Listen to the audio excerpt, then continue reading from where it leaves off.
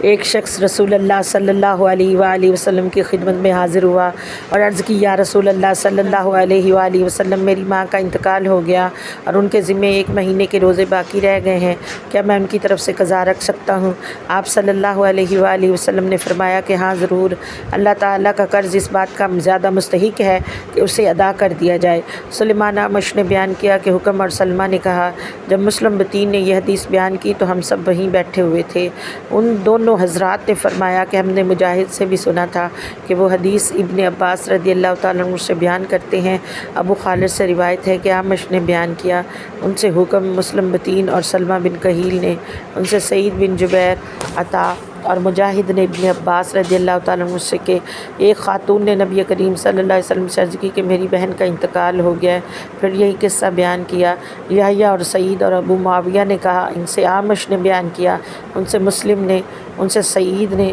اور ان سے ابن عباس رضی اللہ تعالیٰ عنہما نے کہ ایک خاتون نے نبی کریم صلی اللہ علیہ وآلہ وسلم سے عرض کی کہ میری ماں کا انتقال ہو گیا ہے۔ اور عبداللہ نے بیان کیا، ان سے زید ابن ابی انیسہ نے، ان سے حکم نے، ان سے سعید بن جبیر نے، ان سے ابن عباس رضی اللہ تعالیٰ عنہما نے کہ ایک خاتون نے نبی کریم صلی اللہ علیہ وآلہ وسلم سے عرض کی کہ میری ماں کا انتقال ہو گیا اور ان پر نظر کا ایک روزہ واجب تھا۔ اور ابو حریز عبداللہ بن حسین نے بیان کیا،